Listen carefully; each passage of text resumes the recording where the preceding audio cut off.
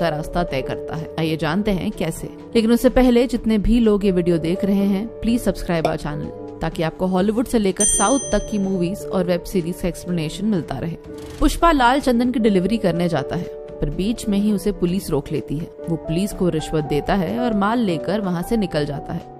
पुष्पा की लाइफ का एक सिंपल सा उसूल है, वो कभी भी किसी के आगे नहीं झुकेगा और इसीलिए अपनी मालिक को झूठी रिस्पेक्ट दिखाने और उनसे दबने की जगह वो काम ही छोड़ देता है। उसे देखकर एक और मजदूर केशव भी अपना काम छोड़ देता है और उसके पीछे चला जाता है। गांव में 2 ट्रक्स भरकर 2 अलग अलग काम के लिए मजदूरों को ले जाया जाता है। एक के लिए 100 रुपए दिए जाते हैं और दूसरे के लिए 1000। पुष्पा 1000 वाले ट्रक में चढ़ जाता है, ये जानते हुए कि वो गैर कानूनी काम है। वहाँ से सभी मजदूरों को जंगल में ले जाया जाता है, जहाँ उन्हें लाल चंदन की लकड़ियाँ काटने का काम दिया जाता है। वो लकड़ियाँ काट ही रहे होते हैं कि अचानक वहाँ पुलिस आ जाती है। सब डर के मारे यहाँ वहाँ भागने लगते हैं, पर तभी पुष्पा उन्हें कहता है कि उन सब ने इतनी मेहनत की है और अब यहाँ से वो खाली हाथ नहीं लौटेंगे। पुलिस उन तक पहुँचे उससे पहले वो सब मिलकर सभी लकड़ियों को छुपा देते हैं। डीएसपी गोविंद वहाँ आता है और माल के बारे में पूछताछ करता है। पुष्पा उनसे कहता है कि खुद डीएसपी आए हैं, इसलिए उनकी इज्जत रखने के लिए उन्होंने माल छुपा दिया है, वरना अगर वो चाहता तो उनकी आंखों के सामने से वो माल ले जाता। सब मजदूर ये देखकर शॉक्ड हो जाते हैं और उसके साथ खड़े हो जाते हैं। पुष्पा गोविंद को डराता है और कहता है कि पुलिस इतने सारे मजदूरों के आगे टिक भी नहीं पाएगी और इसीलिए उस वक्त गोविंद के पास वापस जाने के अलावा कोई और रास्ता नहीं बचता। ये पहली बार था जब कोई गोविंद के हाथों बच निकला हो। ये देखकर केशव बहुत इम्प्रेस हो जाता है और अब से वो पुष्पा का राइट हैंड बन जाता है। सब मजदूर अपना काम खत्म कर जा ही रहे होते हैं कि गोविंद पूरी पुलिस फोर्स के साथ वहाँ वापस आ जाता है। पुष्पा इस सब के बीच उन्हें चकमा देकर उनकी आंखों के सामने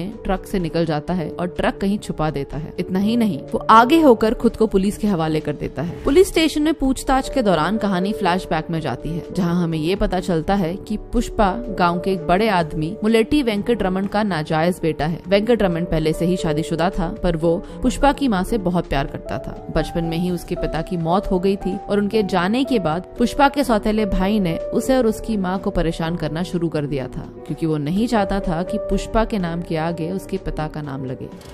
आगे माल का पता लगाने के लिए उसके मालिक पुष्पा से मिलने पुलिस स्टेशन आते हैं। पुष्पा के नए बॉस का नाम है रेड्डी। ये 3 भाई हैं, कोंडा रेड्डी, चक्का रेड्डी और जॉली रेड्डी। कोंडा रेड्डी स्मगलिंग सिंडिकेट का एक मेन हिस्सा है जो पूरे धंधे को सुपरवाइज करता है। चक्का रेड्डी पूरे बिजनेस को संभालता है और जॉली जो सबसे छोटा भाई है, कहने को तो बिजनेस का हिस्सा है, पर उसका पूरा टाइम सिर्फ शराब और लड़कियों के पीछे ही गुजरता है। उसकी नजर जिस भी लड़की पर पड़ जाती है वो उसे नहीं छोड़ता।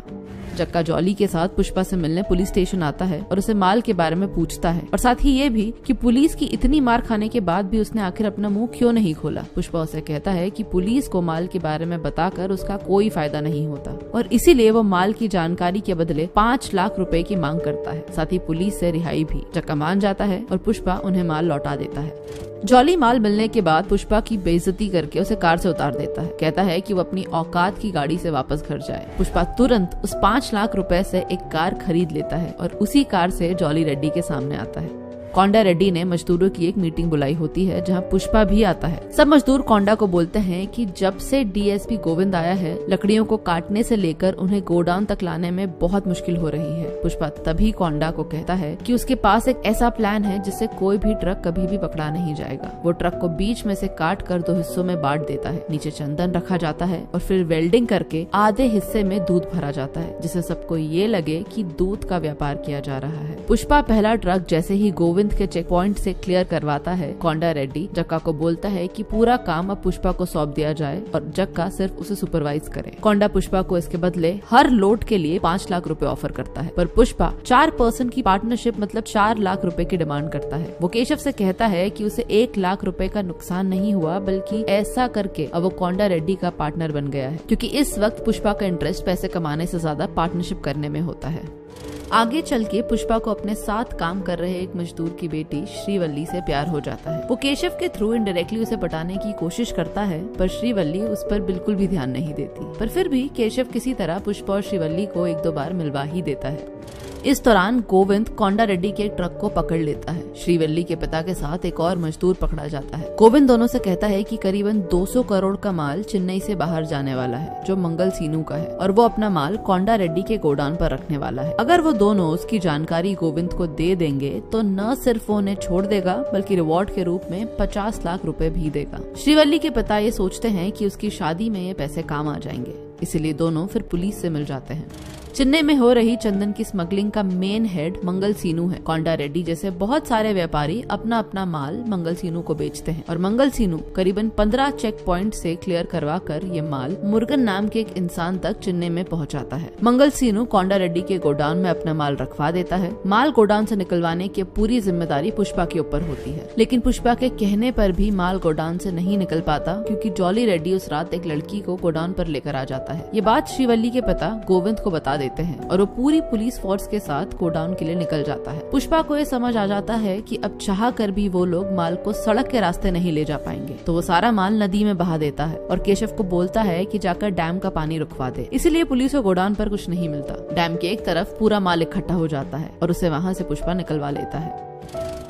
पूरे सिंडिकेट को ये बात पता चल जाती है कि पुष्पा के कारण आज 200 करोड़ का माल पुलिस को टिप मिलने के बाद भी बचा लिया गया है। मंगल सीनू इसी खुशी में एक पार्टी देता है जहां सिंडिकेट के सभी व्यापारी, पुलिस वाले, यहाँ तक कि पॉलिटिशियंस और मिनिस्टर भी आते हैं। उसी पार्टी में पुष्पा को ये पता चलता है कि मंगल सीनू 1 टन माल के 2 करोड़ रुपए मुर्गन से लेता है और कोंडा रेड्डी और बाकी लोगों को सिर्फ 25 लाख रुपए देता है। पुष्पा ये बात जाकर कोंडा को बताता है और बोलता है कि वो जाकर मंगल सीनू से इस बारे में बात करे, पर कोंडा रेड्डी ये बात जानता है कि मंगल सीनू से बात करने का मतलब है कि खुद की मौत को न्योता देना। तो बड़ी ही चालाकी से पुष्पा को बोलता है कि वो जाकर मंगल सीनू से बात करे और अगर वो पैसे बढ़ाने के लिए मान जाता है तो वो बिजनेस में उसे 50% की पार्टनरशिप देगा, और अगर वो नहीं मानता तो उस वक्त से कोंडा रेड्डी उसे नहीं जानता ताकि मंगल सीनू उसे कुछ नहीं करे। पुष्पा कोंडा को बोलता है कि अगर बात करनी ही है तो कोंडा रेड्डी ही करे, वो नहीं करेगा। इस जश्न के बीच केशव श्रीवल्ली के पिता से पुष्पा और श्रीवल्ली के रिश्ते के बारे में बात करता है। ये बोलता है कि पुष्पा मुलेटी वेंकट रमन का छोटा बेटा है। ये सुनकर वो इस रिश्ते के लिए मान जाते हैं।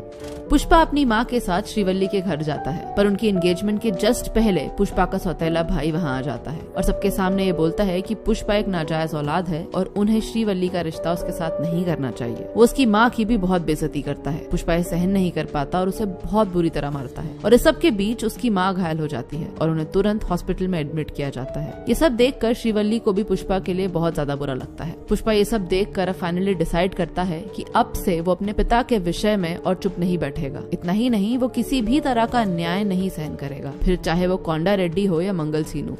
वो वहाँ से सीधे मंगल सीनू के घर जाता है और उसे बोलता है कि अब से उसे 1 टन माल के बदले 25 लाख नहीं बल्कि 1 करोड़ रुपए चाहिए, वरना वो माल सीधे चेन्नई में मुर्गन को बेचेगा। ये पहली बार था जब किसी ने मंगल सीनू के खिलाफ आवाज उठाई थी। वो मंगल सीनू के फोन से ही मुर्गन को कॉल करता है और उसी के सामने मुर्गन से कहता है कि अब वो डायरेक्ट उससे चेन्नई में डील करेगा, अपना माल अब वो सीनू को नहीं बेचेगा। ये देखकर सब हैरान रह जाते हैं। मंगल सीनू के आदमियों की बुरी तरह पिटाई करके वो सीधे वहाँ से चेन्नई मुर्गन के पास माल लेके चला जाता है। वहाँ वो कोंडा रेड्डी को बोलता है कि 1 टन माल के बदले वो 1.5 करोड़ की डील कर रहा है। रेड्डी उसे जैसे ही हाँ बोलता है, पुष्पा उसे याद दिलाता है कि अब से वो 50% का पार्टनर है, तो माल का आधा हिस्सा अब से उसे मिलेगा। इस बीच जॉली रेड्डी को पता चल जाता है कि श्रीवल्ली के बाप ने ही उन्हें धोखा दिया था और पुलिस से मिल गए थे। जॉली उसे बोलता है कि वो उसे छोड़ देगा, पर उसके बदले 1 रात के लिए उसे श्रीवल्ली चाहिए। श्रीवल्ली को जैसे ही ये पता चलता है, वो सीधे पुष्पा के पास जाती है और उसे बोलती है कि वो सिर्फ उससे प्यार करती है। वो जानती है कि जॉली उसका बॉस है और पुष्पा उसके खिलाफ आवाज नहीं उठा पाएगा, पर वो मन ही मन पुष्पा को अपना पति मान चुकी है और वो नहीं चाहती कि उसके अलावा कोई भी दूसरा इंसान उसे हाथ लगाए। पुष्पा को जैसे ही ये पता चलता है, वो जॉली रेड्डी को मार मार कर अधमरा कर देता है। जॉली उसे बोलता है कि वो उसका बदला जरूर लेगा, पर बिना जॉली के बताए कोंडा रेड्डी को ये बात पता चल जाती है कि पुष्पा ने ही जॉली की ये हालत की है और वो एक डील की आड़ में उसे अपने साथ ले जाते हैं ताकि उसे मार सके। केशव को ये बात पता चल जाती है और वो पुष्पा को बचाने के लिए उसके पीछे जाता है। कोंडा रेड्डी पुष्पा को गोली मारने ही वाला होता है कि अचानक वहाँ मंगल सीनू के आदमी आ जाते हैं और सीनू का साला कोंडा रेड्डी को मार देता है। सीनू और रेड्डी के आदमियों के बीच जमकर लड़ाई होती है। सीनू का साला अब जक्का रेड्डी को मारने वाला होता है, पर तभी पुष्पा वहाँ आकर उसे बचा लेता है और सीनू के साले को मार देती जाता है। जक्का शॉक्ड हो जाता है कि पुष्पा ने उसकी जान क्यों बचाई, जबकि वो खुद उसे मारने वहाँ लाया था। पुष्पा बोलता है कि ये रेड्डी और उसके बीच की बात थी और आज भी जक्का उसका पार्टनर है, तो अगर कोई भी बाहर वाला उस पर हमला करेगा तो पुष्पा उसे जरूर बचाएगा। कोंडा रेड्डी के मरने के बाद पूरे सिंडिकेट में हलचल मच जाती है। मिनिस्टर खुद एक मीटिंग बुलाता है जहाँ उसे मंगल, सीनू और रेड्डी के बीच हुई दुश्मनी के बारे में पता चलता है। पुष्पा मिनिस्टर को बताता है कि सीनू सिंडिकेट में सबको धोखा दे रहा है, 2 करोड़ के माल के बदले सिर्फ 25 लाख रुपए देता है। पुष्पा ये भी बोलता है कि सब व्यापारी अलग अलग पुलिस को रिश्वत देते हैं, अगर वो सब एक साथ हो जाए तो रिश्वत भी कम लगेगी और प्रॉफिट भी ज्यादा होगा। पूरी सिंडिकेट पुष्पा को सपोर्ट करती है, यहाँ तक कि जक्का रेड्डी मिनिस्टर को बोलता है कि पुष्पा के आने के बाद ही व्यापार बहुत ज्यादा बढ़ा है और अब उसे ही सिंडिकेट की कमान संभालनी चाहिए। मिनिस्टर पुष्पा को सिंडिकेट का हेड बना देता है और इस तरह पुष्पा अब पुष्पा से पुष्पा भाऊ बन जाता है। उसके सर पर मिनिस्टर का हाथ होता है और पुलिस उसकी जेब में, तो मंगल, सीनू चाह कर भी उसका कुछ नहीं बिगाड़ पाता। रही बात जॉली रेड्डी की, तो वो व्हील चेयर पर सिर्फ बदले की कल्पना ही करता रहता है। इसी दौरान पुष्पा और श्रीवल्ली की शादी फिक्स हो जाती है। सब कुछ बहुत अच्छा चल रहा होता है। शहर में ऐसा कोई नहीं जो पुष्पा को छू भी पाए, पर तभी एंट्री होती है IPS ऑफिसर भंवर सिंह शेखावत की। भंवर सिंह एक सेल्फ ऑब्सेस्ड ऑफिसर। वो आते ही मजदूरों को जंगल से उठा लेता है और 2 को गोली मारकर प्रेस में ये कहता है कि वो दोनों भाग गए हैं। पुष्पा को उसके आने की खबर लगती है और वो उससे मिलने पुलिस स्टेशन जाता है। अपनी शादी के कार्ड के साथ वो बैग भरकर रिश्वत भी ले जाता है। भंवर सिंह वहाँ सबके सामने पुष्पा को इंसल्ट करता है, बोलता है कि जो शर्ट उसने पहना है वो ब्रांडेड है और जो शर्ट पुष्पा ने पहना है उसका कोई नामो निशान नहीं। पुष्पा एक नाजायज औलाद है। इतना ही नहीं, वो पुष्पा से ये भी कहता है कि वो आज के बाद उसे सिर्फ सर कहकर ही एड्रेस करे। पुष्पा उस वक्त चुपचाप वहाँ से चला जाता है। आगे से जब भी वो भंवर सिंह से मिलता है तो उसे सर कहकर ही बुलाता है, उसे अच्छी दोस्ती भी कर लेता है। पर पुष्पा अपनी शादी के दिन भंवर सिंह को मिलने बुलवाता है, उसके साथ दारू पीता है और उसे याद दिलाता है कि कैसे वो दोनों मिले थे। भंवर सिंह उसे बोलता है कि पुरानी बातों को भूल जाने में ही भलाई है, पर पुष्पा उसे बोलता है कि अगर बात